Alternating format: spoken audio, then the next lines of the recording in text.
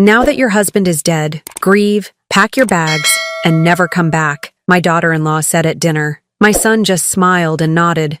The house was never really yours anyway. I moved out without a word. The next day, I went to the bank and, I'm glad to have you here. Follow my story until the end and comment the city you're watching from, so I can see how far my story has reached. The dining room felt different without Noel's presence. The mahogany table that had hosted countless family dinners now seemed too large, too empty, despite the three of us sitting around it. I kept glancing at his empty chair, expecting to see him there with his gentle smile and calming presence. It had been exactly 1 week since we buried my husband of 32 years. 1 week since I'd stood at his graveside, feeling like half of my soul had been ripped away. The grief still sat heavy in my chest, making every breath feel labored. "Pass the potatoes, Myrtle," Romy said, her voice sharp enough to cut glass. My daughter-in-law had never used a warm tone with me, but tonight there was something different. Something colder. I reached for the serving bowl, my hands still trembling slightly. The funeral had drained me more than I'd expected. At 71, I thought I'd prepared myself for this day, but nothing could have prepared me for the hollow ache that followed me everywhere now. Wade, my 43-year-old son, sat between us like a referee who'd already chosen sides. He'd barely looked at me all evening, his attention focused entirely on his wife of 15 years. The son who used to crawl into my lap when he had nightmares now couldn't even meet my eyes. "The service was beautiful, wasn't it?" I offered, trying to fill the uncomfortable silence. "Your father would have loved seeing so many people there." Romy set down her fork with deliberate precision. "Yes? Well, that's actually what we need to discuss with you, Myrtle." Something in her tone made my stomach clench.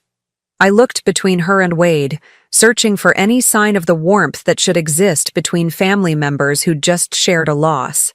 Instead, I found cold calculation in Romy's eyes and uncomfortable avoidance in my son's. "What do you mean?" I asked, though part of me already dreaded the answer.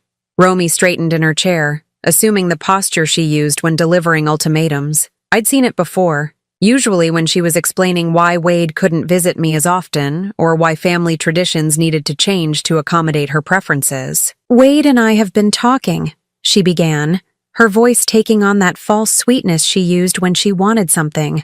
"Now that Noel is gone, this house is going to be too much for you to handle alone." I blinked, confused. Too much? I've been managing this house for over 30 years. I know every creaky floorboard and temperamental faucet. "Yee, that's exactly the problem," Romy continued, her mask of pleasantness slipping slightly. "You're not getting any younger, and maintaining a house this size is expensive. Wade and I think it would be best if you moved somewhere more suitable." The words hit me like a physical blow. Moved. This is my home. Noel and I built our life here. Wade grew up here. Wade finally spoke, his voice barely above a mumble. "Mom, Romy's right. The upkeep alone is going to be overwhelming for you." "I'm not helpless, Wade," I said, hearing my voice crack slightly. "And this house. Your father and I saved for years to buy this place. Every room holds memories of our life together." Romy's expression hardened. "Memories don't pay utility bills or property taxes. Be practical, Myrtle." I stared at her. This woman who'd systematically pushed me out of my son's life for 15 years. The woman who'd convinced Wade that Sunday dinners with his mother were too much pressure, and that holiday visits needed to be balanced between families, which somehow always meant more time with her relatives. "What exactly are you suggesting?" I asked, though I could feel the answer forming like ice in my stomach. "We think you should look into one of those nice senior communities," Romy said, her tone suggesting she was doing me a tremendous favor. "Somewhere with activities and people your own age. It would be so much better for you than rattling around in this big empty house." I turned to Wade, desperately hoping to see some sign that he disagreed with this plan. "Wade, you really think I should sell the house where you grew up? Where your father and I—" "It makes sense, Mom," he interrupted, still not meeting my eyes. "And honestly, Romy and I could use the space. We've been talking about expanding our family, and this house has so much potential." The meaning behind his words crashed over me like a cold wave. They didn't just want me gone, they wanted my house. The home Noel and I had lovingly restored, room by room, over 3 decades. Now that the Sogro died, live your grief, Pack your bags and never come back.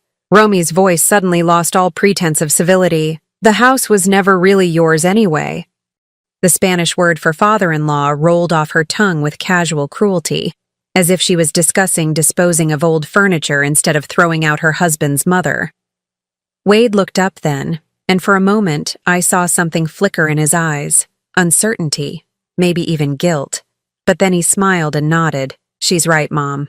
This house was Dad's, and now it's mine. You were just living here. I felt my world tilt on its axis, just living here, as if 32 years of marriage, of building a life and raising a family, amounted to nothing more than extended house-sitting. I see, I said quietly, my voice steadier than I felt. Inside, something was breaking apart, not just my heart, but my understanding of who my son was, who my family was. I stood up slowly, my legs unsteady. I'll need some time to— 2 weeks, Romy cut me off. That should be plenty of time to find somewhere suitable and arrange for movers. 2 weeks. Not 2 months. Not even a reasonable timeline to grieve and plan.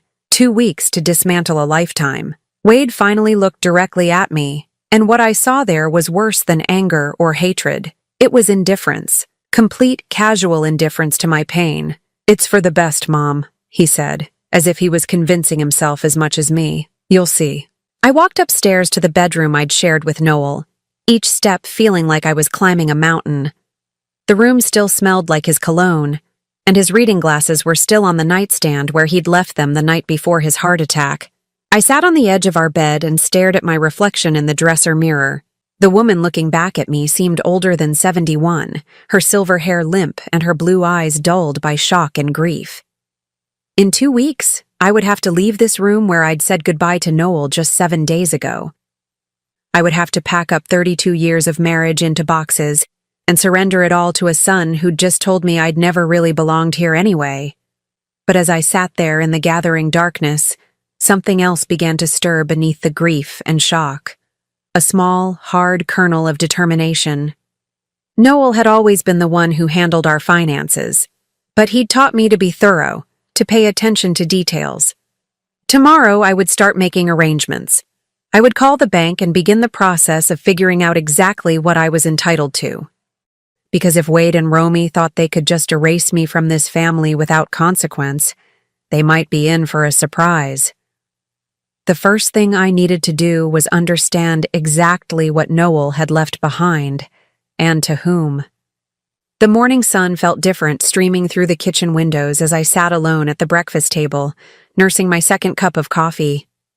10 days had passed since that awful dinner, and the house felt like it was holding its breath, waiting for me to leave. Wade and Romy had already been by twice to assess the space, measuring rooms and discussing renovations as if I were invisible. Yesterday, I'd overheard Romy on the phone with a contractor, scheduling estimates for once the old woman moves out. I'd spent those 10 days in a strange bubble of numbness, mechanically sorting through belongings and trying to ignore the growing knot of anxiety in my stomach. But this morning, I finally felt ready to face the practical matters Noel would have expected me to handle. The drive to First National Bank took 15 minutes through the familiar streets of our neighborhood. I'd been making this same drive for over 20 years, usually with Noel in the passenger seat handling our banking business while I waited in the car.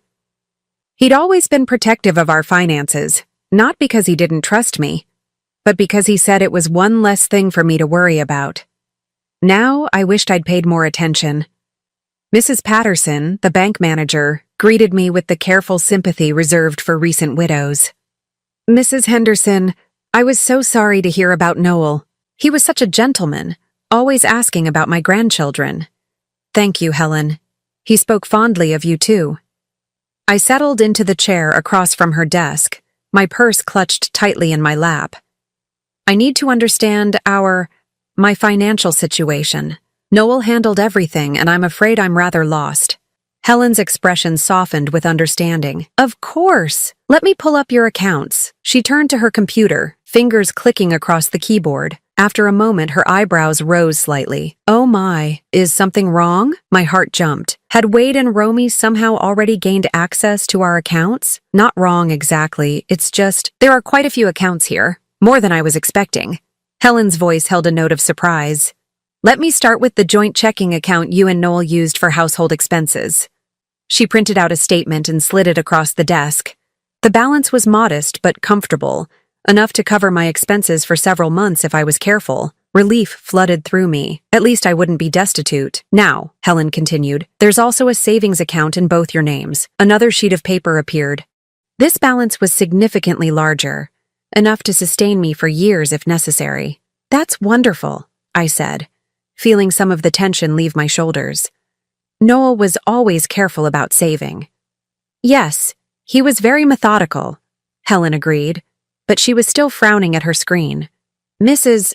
Henderson, I'm seeing several other accounts here that I need to verify. Some appear to be in your name only. When was the last time you reviewed your complete financial portfolio with Noel? My name only?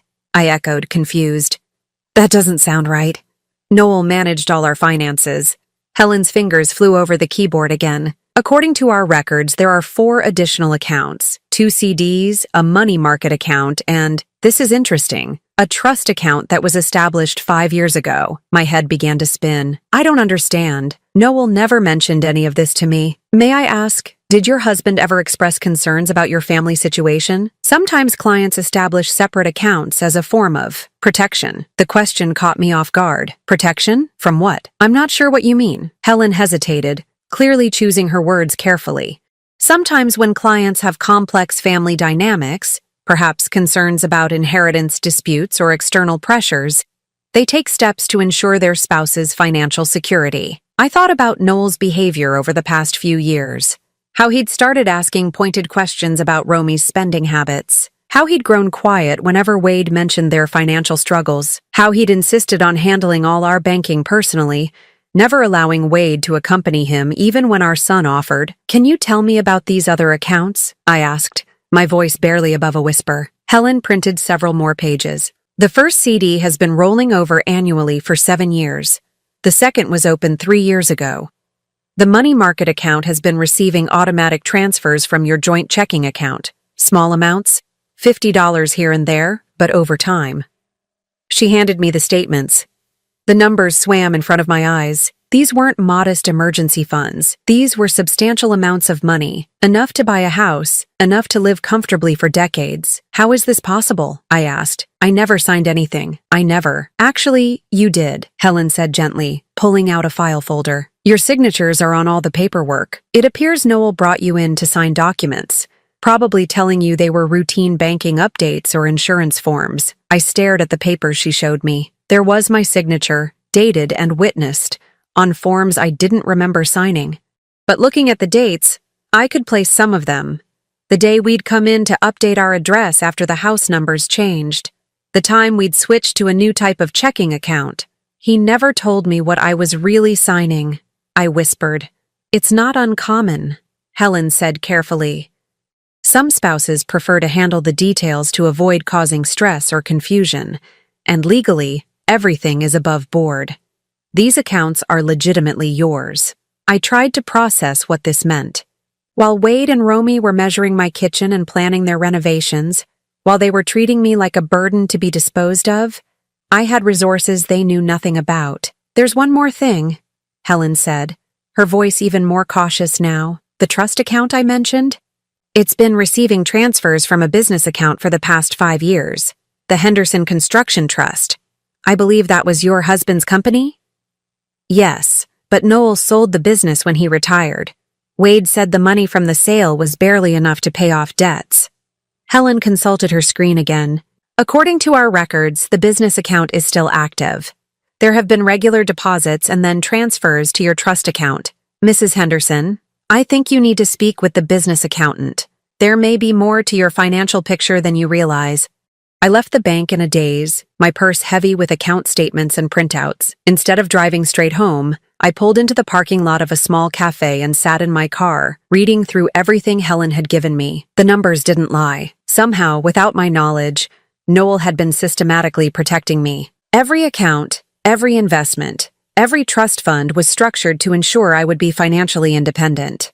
As I studied the trust account statements, a pattern emerged. The deposits corresponded with Wade's visits over the past 5 years, always larger amounts after Wade had asked his father for small loans, or when Romy had hinted about their financial struggles. Noel had been giving our son money, but he'd been protecting an equal or greater amount for me. As if he'd known that someday, I might need to stand on my own. My phone buzzed with a text from Wade. "Mom, Romy found a realtor to list the house. We can start showing it next week. Hope you're making progress on finding a place." I stared at the message for a long moment, then looked again at the bank statements in my lap. Wade and Romy were so confident, so certain they held all the cards. They had no idea that their careful plans were built on a foundation they didn't understand. Tomorrow, I would call the business accountant. I would find out exactly what else Noel had left behind. And then I would decide what to do with the knowledge that my husband had loved me enough to ensure I'd never be at anyone's mercy. The grief was still there, as fresh and sharp as ever. But underneath it, something else was growing. A quiet strength I hadn't felt in years. The accounting office of Morrison & Associates sat in a modest strip mall between a dry cleaner and a tax preparation service. I'd never been here before. Noel had always handled the business meetings himself, claiming it was boring paperwork that would only give me a headache. Now I understood he'd been protecting me from more than just tedium. Margaret Morrison looked to be about my age, with steel gray hair pulled back in a practical bun and kind eyes behind wire-rimmed glasses. She'd been handling Henderson Construction's books for over 15 years, and her expression when I'd called yesterday had been carefully neutral. "Mrs. Henderson," she said, gesturing to a chair across from her cluttered desk. "First, let me offer my condolences. Noel was a good man and an honest businessman. I'm going to miss our quarterly meetings. Thank you. I wish I could say I knew him as well in business as you did." I settled into the chair, my new bank statements tucked safely in my purse. "I'm trying to understand our financial situation, and the bank mentioned ongoing business income that I wasn't aware of." Margaret's eyebrows rose slightly. "You weren't aware? That's unusual. Noel spoke about you often, and I assumed." She trailed off, seeming to reconsider her words. "Please, I need to understand what's been happening. My son tells me the business was sold years ago and barely covered its debts." "Sold?" Margaret looked genuinely confused. "Mrs. Henderson, Henderson Construction wasn't sold. It was restructured." She turned to her computer, pulling up files. 5 years ago, Noel transferred ownership of the company assets into a trust, the Henderson Construction Trust. You're listed as the primary beneficiary. The room seemed to tilt slightly. "I'm the owner of the construction company? Well, the trust owns it, and you own the trust. It's been quite successful, actually. Your husband was very careful about the contracts he accepted after the restructuring. Smaller jobs, reliable clients, steady income rather than the boom and bust cycle of larger commercial projects." She printed out several pages and handed them to me. "These are the profit and loss statements for the past 5 years. As you can see, the company has been generating consistent revenue." I stared at the numbers, my hands trembling slightly. The annual profits were substantial, more than enough to explain the regular deposits I'd seen in the trust account statements. "But Noel retired," I said weakly. "He wasn't working anymore." "He stepped back from the day-to-day operations, yes, but he maintained oversight and handled the larger strategic decisions. The actual construction work has been managed by Tom Bradley. I believe you know him?" I nodded. Tom had worked for Noel for over 20 years, starting as a young apprentice and working his way up to foreman. He'd been at the funeral, one of the few people there who'd seemed genuinely grief-stricken. "Tom has been essentially running the company for the past 5 years, Margaret continued. "Noel structured it so that Tom receives a percentage of the profits as a performance bonus, which has kept him motivated and loyal. It's been a very successful arrangement." Why didn't Noel tell me any of this? The question came out as barely a whisper. Margaret hesitated, clearly uncomfortable. "Mrs. Henderson, this might not be my place to say, but Noel was concerned about family pressures. He mentioned that your son had been struggling financially and that his wife had expensive tastes. Noel worried that if the family knew about the continued business income, there would be expectations and demands that might compromise your future security." The pieces were falling into place with devastating clarity. Every time Wade had asked his father for a loan, every time Romy had made comments about how comfortable we seemed, Noel had been calculating how to help our son without sacrificing my future independence. He was protecting me, I said, the words heavy with realization. He was protecting both of you in different ways, Margaret said gently. The loans he made to Wade over the years were substantial, but they came from the business operating account, not from your personal assets, and he was very careful to document everything properly. She pulled out another file folder. These are copies of all the loan agreements between the business and your son. Noel insisted on treating them as formal business transactions, with payment schedules and interest rates. I opened the folder with shaking hands. Page after page of loan documents, each one signed by both Noel and Wade.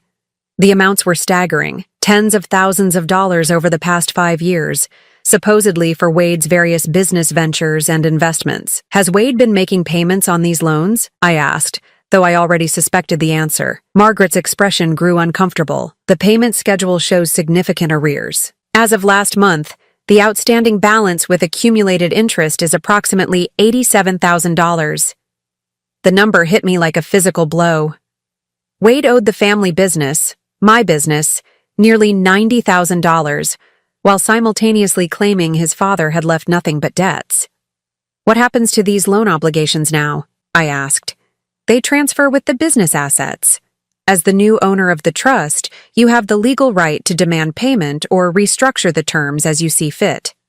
I thought about Wade and Romy measuring my kitchen, planning their renovations, discussing when they could start showing the house. They were so confident, so certain they deserved everything Noel had built.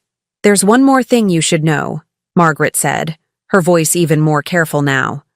Last month, your son contacted me directly. He said that with his father's passing, he'd be taking over management of the business affairs. He asked me to prepare a transfer of ownership documents. And? I told him I'd need written authorization from the trust beneficiary, from you. He seemed surprised that you were involved in the business structure at all. So Wade had been planning to claim the business along with the house, assuming I was too grief-stricken and naive to understand what was happening. The betrayal cut deeper than I'd thought possible. Margaret, I need to ask you something confidential, I said. If I wanted to maintain the current business structure with Tom continuing to manage operations, would that be feasible? Absolutely.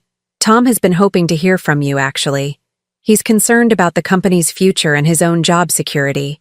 If you're willing to maintain the status quo, I think you'd find him very reliable and grateful for the opportunity to continue. I gathered up all the papers, my mind reeling with the implications of what I'd learned. The business was mine. The substantial debt Wade had accumulated was real and legally enforceable, and neither he nor Romy had any idea that their plans were built on a foundation of lies and assumptions. I'd like to schedule a meeting with Tom as soon as possible, I said, and I want to understand all of my options regarding the outstanding loans. Of course. Shall I call Tom this afternoon? Yes, please. And Margaret, I'd appreciate it if this conversation remained confidential for now. Absolutely. Client confidentiality is sacred in this business. As I drove home, my phone buzzed with another text from Romy. Myrtle, the realtor wants to schedule a photographer for tomorrow. Make sure the house is clean and decluttered. First impressions matter for potential buyers. I stared at the message for a long moment before tucking my phone away without responding. Let them plan their photography session. Let them imagine their future in my house, spending money they thought they'd inherited. They had no idea that the foundation they were building their dreams on was about to crumble beneath them. That evening, I sat in Noel's study for the first time since his death, surrounded by his carefully organized files. Now I understood why he'd been so meticulous about record-keeping, why he'd insisted on proper documentation for every transaction. He'd been building a fortress around me, brick by brick, transaction by transaction. And tomorrow, I would start learning how strong those walls really were. Tom Bradley's weathered hands wrapped around his coffee mug as we sat in my kitchen the next morning. At 55, he still had the broad shoulders and calloused palms of a man who'd spent his life building things, but his eyes held a wariness I'd never seen before. Mrs. Henderson, I gotta be honest with you, he said, his voice rough with emotion. I've been worried sick since Mr. Noel passed. Wade came by the job site last week, talking about evaluating assets and streamlining operations. It didn't sound good for folks like me. I poured myself another cup of coffee, using the familiar routine to steady my nerves. Tom, what exactly did my son tell you? He said the family was going through some financial difficulties, that tough decisions would need to be made about the business. He wanted me to give him a complete list of all our current contracts, equipment, and cash flow projections. Tom's jaw tightened. He also asked about the keys to the equipment yard and the office. And what did you tell him? That I'd need to talk to whoever was actually in charge now. Mr. Noel always told me that if anything happened to him, I should wait for proper instruction from the legal owner. Tom met my eyes. He never said it would be Wade. Relief flooded through me. Noel had prepared for this scenario, ensuring that Tom would be a guardian of the business, rather than simply handing it over to anyone who claimed authority. Tom, I need to share something with you, but I need your word that this conversation stays between us for now. His expression grew serious. You have it, ma'am. I spread out the documents Margaret had given me the day before.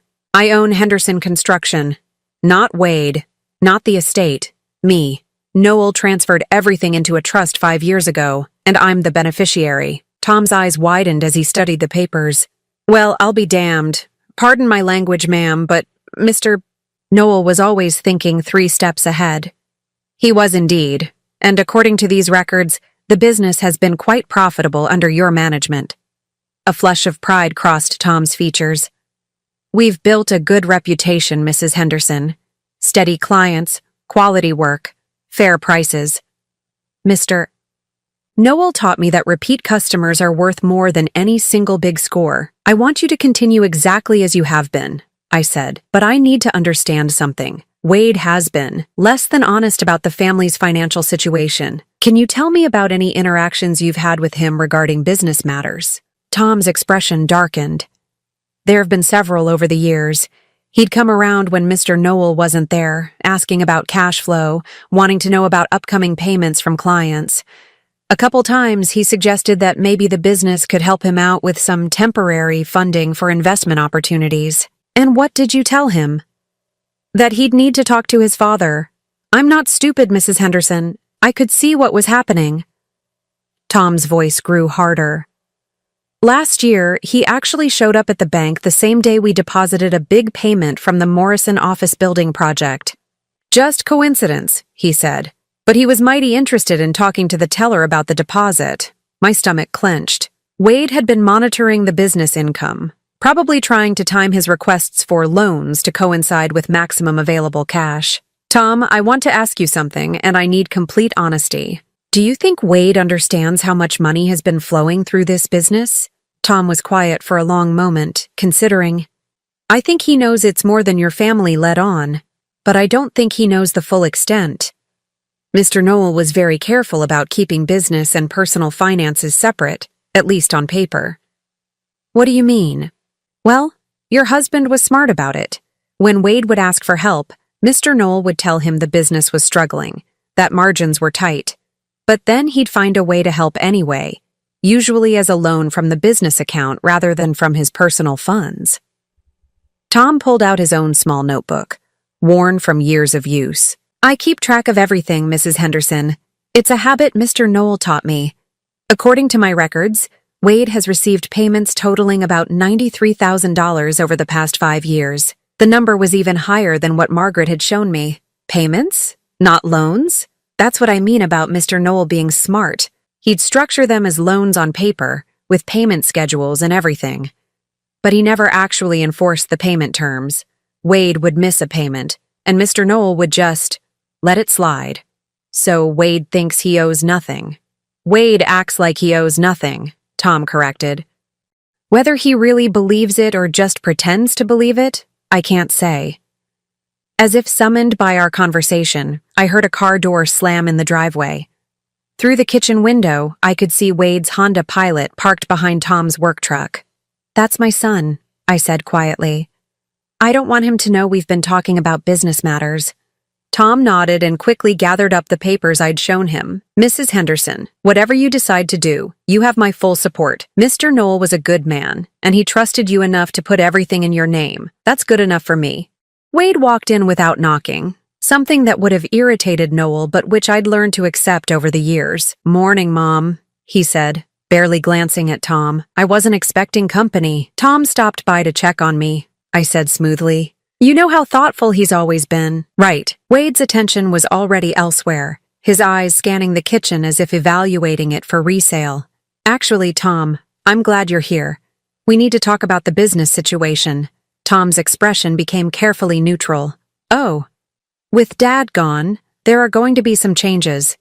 The family needs to make some practical decisions about assets and ongoing obligations. I watched this exchange with fascination. Wade was so confident, so certain of his authority. He had no idea he was trying to claim something that had never belonged to him. What kind of changes? Tom asked.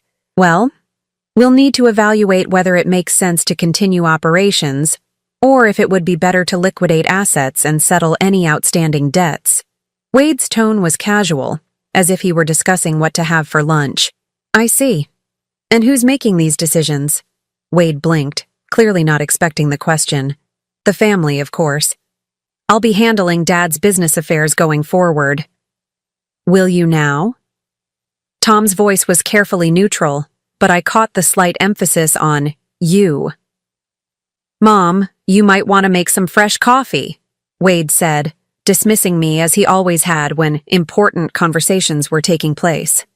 Tom and I need to discuss some technical details. But I didn't move. For the first time in years, I stood my ground. I'll stay, thank you. This is my kitchen, and Tom is my guest. Wade looked surprised, but shrugged. Fine. Tom, I'll need you to prepare a complete inventory of all equipment, vehicles, and current contracts. I'll also need access to the business accounts, so I can assess the financial situation. I'd be happy to help with that, Tom said carefully. Who should I coordinate with regarding authorization for account access? With me, obviously. And you have the legal authority to access Henderson construction accounts because... Wade's confidence wavered slightly. Because I'm Noel Henderson's son and heir. I see. And do you have documentation showing that you're authorized to act on behalf of the business? The kitchen fell silent, except for the ticking of the old clock above the sink. Wade's face was reddening, and I could see him struggling between irritation and uncertainty. Look, Tom, I don't think you understand the situation here, Wade said, his voice taking on the condescending tone he used when he felt challenged. This isn't a hostile takeover. I'm trying to clean up Dad's affairs and make sure everyone gets taken care of. But I can't do that if you're going to make things difficult. I'm not trying to make things difficult, Tom replied evenly. I'm just trying to understand who I'm supposed to be taking orders from. Your father was very clear about proper procedures and documentation. Wade turned to me, clearly expecting support. Mom, explain to Tom that I'm handling Dad's business matters now. I looked at my son, this man who was planning to sell my house out from under me, who had accumulated nearly $90,000 in debt while claiming his father left nothing behind, and made my choice. Actually, Wade, I think Tom is right to ask for proper documentation, I said quietly. Your father was always very careful about these things. Wade stared at me as if I'd grown a second head. What are you talking about? I'm talking about making sure everything is handled properly and legally. Surely you can understand the importance of that. For the first time since this conversation began, Wade looked uncertain, and watching that uncertainty creep across his features, I felt something I hadn't experienced in years: power. The phone call came at 7 in the morning, 3 days after my confrontation with Wade in the kitchen. I'd been expecting it. You can't question someone's assumed authority without consequences, especially when that someone is used to getting his way. Mom, we need to talk. Now. Wade's voice was tight with barely controlled anger. Romy and I are coming over. It's rather early, don't you think? This can't wait. We'll be there in 20 minutes. The line went dead before I could respond. I took my time getting dressed, choosing a navy blue dress that Noel had always said made me look dignified. If this was going to be a confrontation, I intended to face it properly. They arrived exactly 20 minutes later, Romy's heels clicking aggressively on the front porch. I opened the door before they could knock. maintaining the small advantage of being the hostess in my own home. "Good morning," I said pleasantly, as if this were a social visit. Romy pushed past me into the living room, her designer purse clutched like a weapon. Wade followed, his face grim. They both remained standing, positioning themselves between me and the door in what I recognized as an intimidation tactic. "Mom, I don't know what kind of game you think you're playing," Wade began. "But Tom Bradley called yesterday and said he can't provide me with business information without proper authorization. What did you tell him?" I settled into Noel's favorite armchair, the one with the best view of the room. "I told him to follow proper procedures. Your father would have expected that." "Proper procedures?" Romy's voice was shrill. "Wade is Noel's son and heir. What more authorization does anyone need?" "Legal authorization," I said calmly. "The kind that comes with actual ownership." Wade's eyes narrowed. "What are you talking about? Dad's will leaves everything to the family." "I'm the executor, which means I handle all the assets until probate is settled." "Actually, Wade, that's not quite accurate." I reached for the folder I'd placed on the side table, the one containing all the documents Margaret Morrison had given me. Wade and Romy both tensed as I opened it. "Your father's will does indeed leave his personal possessions and this house to the family," I continued, "but Henderson Construction isn't part of his estate. It hasn't been for 5 years. "What are you talking about?" Wade demanded. I pulled out the trust documents and set them on the coffee table between us. "Henderson Construction has been owned by the Henderson Construction Trust since 2019. I am the sole beneficiary of that trust." The silence that followed was deafening. Romy reached for the documents first, her manicured fingers shaking as she scanned the legal language. Wade read over her shoulder, his face growing pale. "This is impossible," Romy whispered. "You don't know anything about business. You never even balanced a checkbook." "You're right, I didn't. Your father handled all of that. But apparently, he understood things about our family situation that I was too naive to see." Wade sank onto the sofa as if his legs had given out. "But the business was struggling. Dad always said margins were tight, that there was barely enough to keep operations running. The business has been quite profitable, actually. Here are the financial statements for the past 5 years. I handed him another set of papers. Watching Wade's face as he processed the numbers was like watching someone realize they'd been playing chess while everyone else was playing checkers. "These profits," Wade's voice was barely audible. "Where did this money go?" "Some of it went to you, Wade. Quite a lot of it, actually." I pulled out the loan documentation. $87,000 over 5 years, to be precise. Romy grabbed the loan papers, her eyes scanning frantically.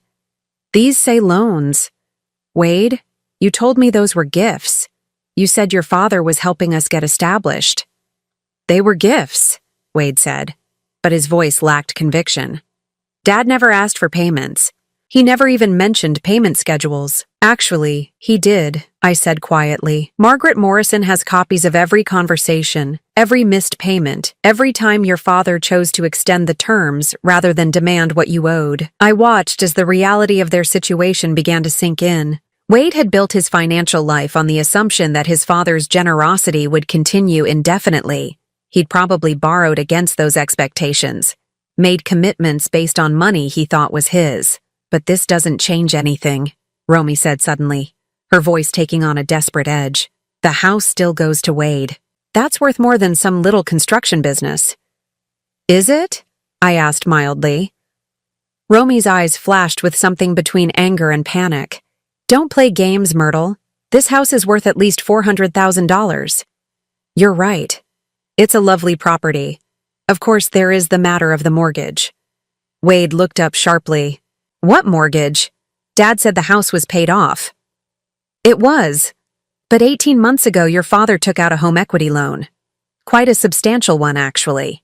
I pulled out the final set of documents, the ones I'd discovered in Noel's study just yesterday, filed carefully in a folder marked Emergency Funds. "A home equity loan for $350,000, I continued. "The proceeds were transferred into the Henderson Construction Trust account, which means they became part of my inheritance." Romy's face went white. "That's not possible. We would have known. We would have had to sign." "Your father was the sole owner of the house at the time," I interrupted. "I was listed as a spouse with rights of survivorship, but not as a co-owner. He didn't need anyone else's signature. Wade stared at the loan documents like they were written in a foreign language. But why would he do this? Why would he mortgage the house just to put money in a business account? For the first time since this conversation began, I allowed my carefully controlled emotions to show. Because he was protecting me, Wade. He was making sure that no matter what happened, I would have financial security. Protecting you from what? Wade's voice was hoarse. From this, I said, gesturing to the scene in front of me. From being thrown out of my own home by family members who saw me as a burden instead of a person. From being left with nothing while everyone else claimed what they thought they deserved. Romy's composure finally cracked completely. You manipulated him. You convinced a dying man to change everything. Your father wasn't dying when he set up these trusts, Romy. He was planning, and the fact that he felt the need to plan for this scenario should tell you something about how he viewed our family dynamics. Wade's hands were shaking as he set down the papers. Mom, surely we can work something out. You don't really want to run a construction business. And the house. This house is our family home. It should stay in the family. It is staying in the family, Wade. It's staying with me. But the mortgage payments, Romy said desperately. How will you afford the mortgage payments? The same way your father intended, with income from Henderson Construction. Tom Bradley assures me the business is quite stable, and Margaret Morrison says the cash flow will easily cover the loan payments with plenty left over for my living expenses. I stood up, smoothing my dress. Now, I believe you mentioned something about moving out? I think that's still an excellent idea. Not for me, of course, but I'm sure you'll find somewhere lovely to start fresh. Wade looked at me as if seeing me for the first time. Mom, you can't be serious. After everything Dad did for you, everything our family means, your father did do everything for me, I interrupted. He loved me enough to make sure I'd never be at anyone's mercy, including my own son's. And now I understand just how much I needed that protection. Romy was already at the door, her face twisted with rage and disbelief. This isn't over, Myrtle. We'll fight this. We'll contest everything. You're welcome to try, I said calmly. But you should know that everything your father did was completely legal and properly documented. Margaret Morrison is very thorough, and she's already provided copies of all relevant documents to my attorney. Wade paused at the door, his expression a mixture of confusion and hurt. I don't understand, Mom. Why are you doing this to us? I'm not doing anything to you, Wade. I'm simply refusing to let you do it to me. After they left, I sat alone in the sudden quiet of my house, and felt something I hadn't experienced in decades. For the first time since I was a young woman, I was completely financially independent. I owed nothing to anyone, and no one could take away what I had. Noel had given me more than money. He'd given me freedom. 6 months later, I stood on the deck of my new oceanfront cottage, watching the morning sun paint golden streaks across the Pacific. The sound of waves against the rocks below had become my daily symphony, replacing the familiar creaks and settling sounds of the old house. The cottage in Mendocino was smaller than the family home, but it was entirely mine. Every piece of furniture, every decorative choice, every room reflected my taste rather than compromises made over 32 years of marriage. I'd discovered, to my surprise, that I had excellent taste when nobody else was offering opinions. Henderson Construction continued to thrive under Tom Bradley's management. He called every Friday afternoon to update me on current projects and upcoming contracts, and quarterly profits were deposited directly into my account. I'd kept my promise to maintain the business exactly as Noel had structured it, and everyone involved seemed happier for the stability. The cottage had been an unexpected discovery. While researching properties in coastal California, I'd learned that Noel had purchased it 3 years ago through the construction trust. Margaret Morrison had found the deed while organizing business assets, along with a note in Noel's handwriting, for Myrtle's retirement, when she's ready for ocean air and no schedule but her own. Even in death, my husband was still taking care of me. This morning was special, though. My lawyer was coming by to finalize the last piece of business from my old life. Wade and Romy had indeed tried to contest the trust arrangements, hiring an expensive attorney who specialized in elder law and financial exploitation cases. It hadn't gone well for them. The investigation had revealed that not only were all of Noel's financial arrangements completely legal and properly executed, but Wade's debt to the business was actually larger than anyone had initially calculated. Interest and penalties brought the total to just over $96,000. The doorbell rang at exactly 10 o'clock. James Patterson, no relation to Helen from the bank, was a precise man who believed punctuality reflected character. He'd been representing me since this whole mess began, and his calm competence had been invaluable during the more stressful moments. "Good morning, Myrtle," he said, settling into the comfortable chair by the window that had become his usual spot during our meetings. "I have the final settlement agreement for your review." I poured coffee from the French press I'd learned to use, another small freedom in my new life, and sat across from him. "How did they take the final terms?" James's expression suggested controlled amusement. "About as well as you'd expect. Wade's attorney spent considerable time arguing that family obligations should supersede business contracts, but ultimately the law is quite clear on debt obligations." He handed me the settlement documents. After 6 months of legal wrangling, Wade and Romy had agreed to terms that acknowledged the full debt and established a payment plan that would take them 8 years to complete, assuming they never missed a payment. "They tried once more to negotiate a family forgiveness clause," James continued. "Wade actually broke down in the final meeting, claiming that you were destroying your relationship with your only son over money. And what did you tell them?" "I reminded them that I was representing your financial interests, not your family relationships. Though I may have mentioned that most mothers don't have to sue their children to collect legitimate debts. The settlement also included a provision that particularly satisfied me. If Wade and Romy defaulted on payments, the business could legally garnish Wade's wages and place liens on any property they purchased. It was a safety net that would ensure I received what was owed, regardless of their future financial decisions. "There's one more thing," James said, pulling out a separate envelope.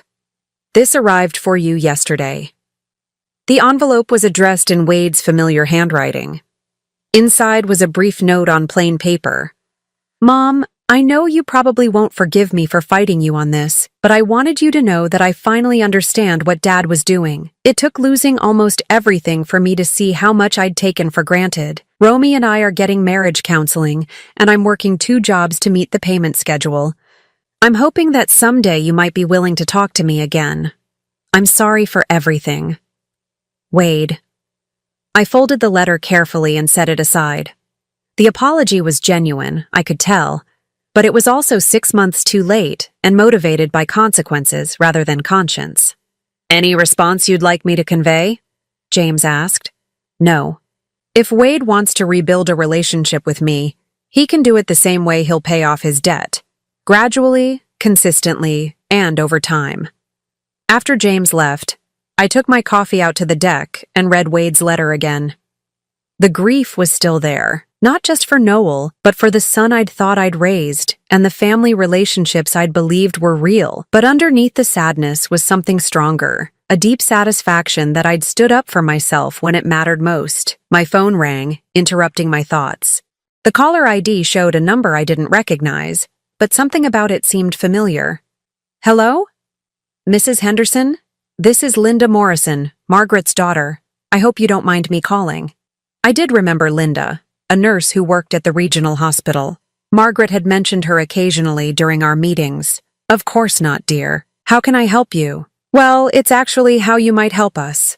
Mom told me about your situation, about how you had to rebuild your life after family difficulties. I'm starting a support group for women who've had to deal with financial manipulation by family members, and I wondered if you might be willing to share your experience." The request caught me off guard. I'm not sure I'd know what to say. You'd be surprised how many women find themselves in similar situations. Adult children who feel entitled to their parents' assets, spouses who hide financial information, family members who mistake kindness for weakness. Your story could help other women understand their rights and find the courage to protect themselves. I thought about this for a moment, watching a pelican dive for fish in the bay below. 6 months ago, I'd been a grieving widow facing homelessness at the hands of my own son. Today, I was financially independent, living exactly where I wanted to live, accountable to no one but myself. When would you like me to speak? I asked. Really? You'll do it? I think I will. But not about revenge or legal battles. I want to talk about the difference between being a loving family member and being a doormat. About the importance of understanding your own financial situation. About the gift Noel gave me when he protected my future, even from our own son. We scheduled the speaking engagement for the following month. After hanging up, I realized that helping other women navigate similar situations felt like a purpose, a way to honor both Noel's protection and my own hard-won independence. That evening, I did something I'd started doing every night since moving to the cottage. I sat on my deck with a glass of wine and watched the sunset, taking time to appreciate the simple fact that this view, this peace, this freedom was entirely mine. No one could take it away from me. No one could vote me out of my own life. No one could decide I was disposable. The cottage was quiet except for the ocean's rhythm and the distant call of seabirds settling in for the night. Tomorrow, I would tend to my garden, maybe drive into town for lunch at the little bistro where the owner always saved me the table by the window. Simple pleasures that belonged entirely to me. Wade's debt would be paid eventually, whether he managed it responsibly or the business had to garnish his wages.